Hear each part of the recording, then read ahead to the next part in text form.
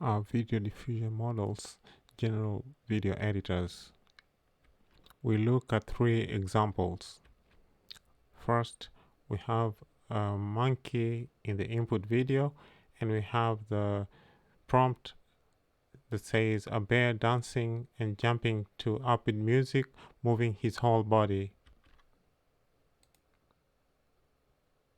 Here's the video. Yep, the motion is natural, and yeah, there's no monkey, and it doesn't look like a monkey at all.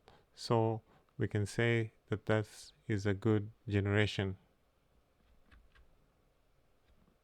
The second example, the input image is the image of a turtle swimming in the ocean, and the prompt is water shoot of a sea turtle, and the water shoot of a sea turtle with a shark approaching from behind.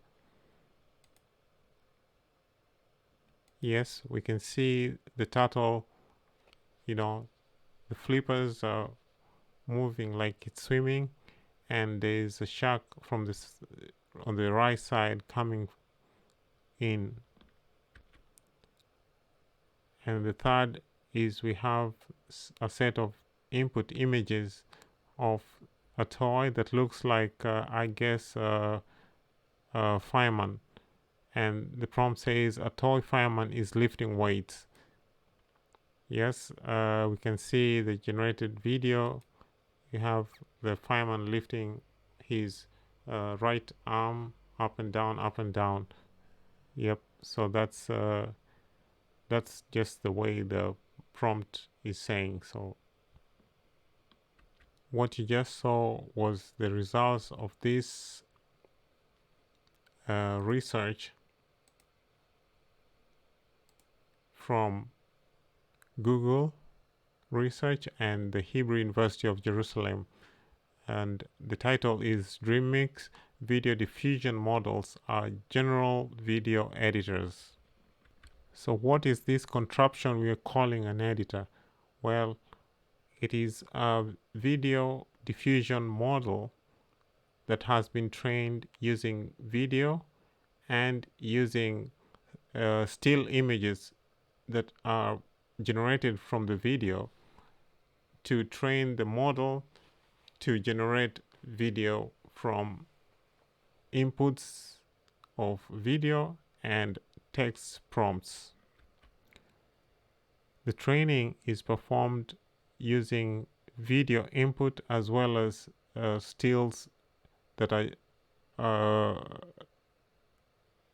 from the frames of the video, and you have these two rounded squares below that say unmasked temporal attention and masked temporal attention. The unmasked temporal attention is when they use the video to train the model. The masked temporal attention is when they use images that are just separate. They're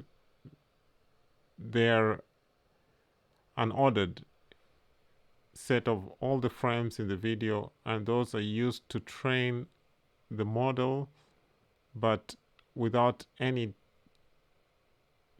temporal information there, so that all the weights that record this temporal information are frozen.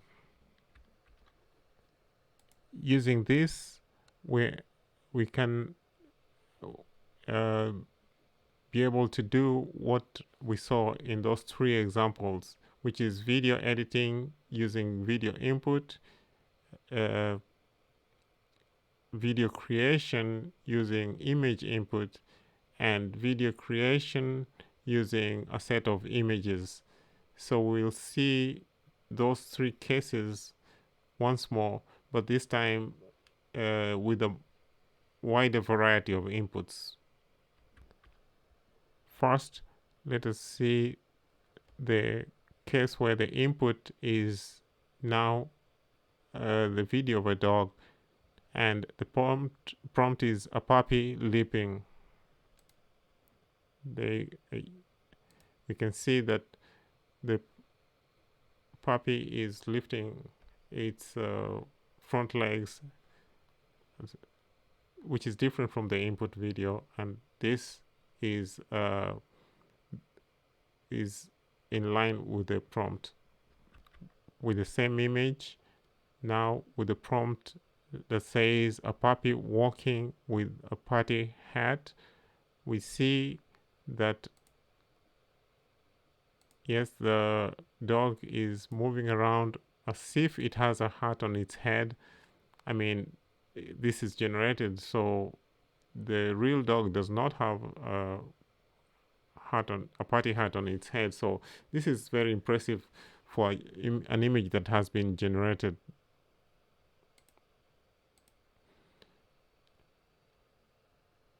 And for an input video of a hand writing on a paper with a pen and the prompt robot claw writing on a paper, the motion of the hand generated is, yeah, that's faithful, it's real. And the only problem that I see is that the text that's being written is not something that is legible. I don't know if this is if there's a reason for that, and it looks like it's writing something different from what's written in the input image, in the input video. So you can see in this way a variety of images can be generated from very diverse inputs. Next, we look at video editing using image and a text prompt. For an input image of a little plant and a prompt that says time lapse of black beans plant sprouting,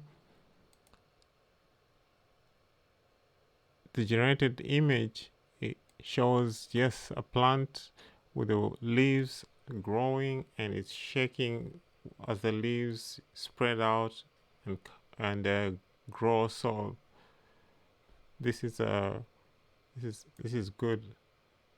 Next, we have an input image of a river with some trees and mountains in the in the distance, and the prompt says birds flying in the sky, camera is zooming out to reveal an American buffalo bathing in the river.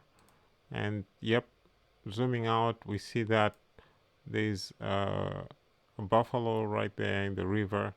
And so this is a good generation. And for the next image, that's an image of a river or lake that's probably drying up, and a prompt that says a grizzly bear walking around the lake, large birds flying in the sky. We see, yep, we see the birds, we see the bear, we see the lake, and so and with another image, this time a still image of a coffee pot pouring coffee into a glass that is transparent so we can see, and a prompt that says filling a glass with warm coffee. You see, yep, there it is. We can see coffee coming into the mug, and only the level of the coffee doesn't seem to be rising as much as one would expect for the volume of coffee that's coming in. So that's the only thing that I see that's a little off.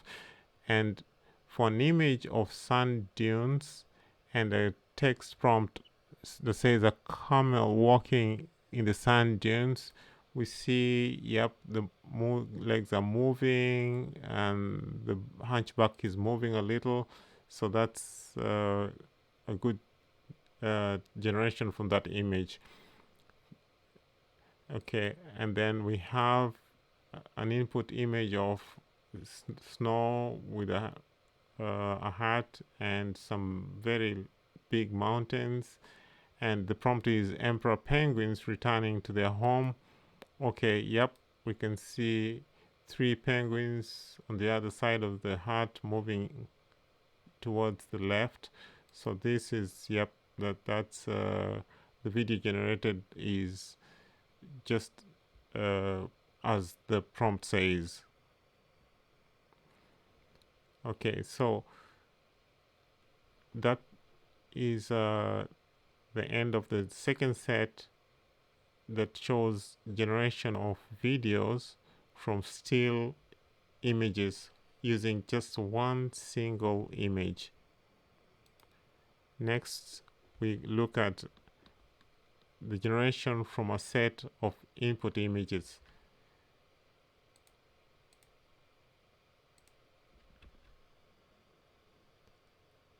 First image set of images is the images of this little brown teddy bear, and the prompt is a bear walking, and you can see the bear, waddling with this fat feet. Yep, that's as natural as a teddy bear would walk, I guess. So yes, and next we have, for the same input image, a bear is drinking from a glass. That's the prompt, and we can see the glass being lifted. Okay, the glass is leaning over, and the level of the milk is just as one would expect for glass when it's tilting. So that's good. And the next input is a set of images of a toy the images of a toy fireman, and the prompt is a toy fireman is dancing. So let's see the dance. Yep, there you go. It seems to be bumping to some good music right there, and so that's good. That's a natural motion for somebody who's dancing and isn't very good at dancing, I guess. So next we have images of what looks like a caterpillar toy thingy. So, because it's very similar to a carpet, and the text prompt is a stretching caterpillar crawling on soft leaves. And yep, there's stretching there's a stretch. Yep, so we're able to see that even for this kind of uh, synthetic input, it's just the images of a toy, and that elicits a very natural generated image. Yeah, and we have a different prompt which is examining stretching caterpillar toy with a magnifying glass, and you can see that even when the magnifying glass is moved towards the camera, you can see that the image is magnified more. So this is very natural, and so that's the end of that part. The image, the generation of videos from a subject that is represented by a bunch of photos. And with that, we can say, yes, video diffusion models are good general purpose video editors for these very short videos, and they make good generations. So this is the final slide, and we can say that, yeah, Dreamix is a very good application of diffusion models for videos, and it shows the potential for general purpose video editors that are implemented using video diffusion models. And so please, if you're interested, please go look at this site, Dreamix dash video dash editing.github.io. And thank you for watching the video up to the end, and see you in the next video. Thank you. Bye.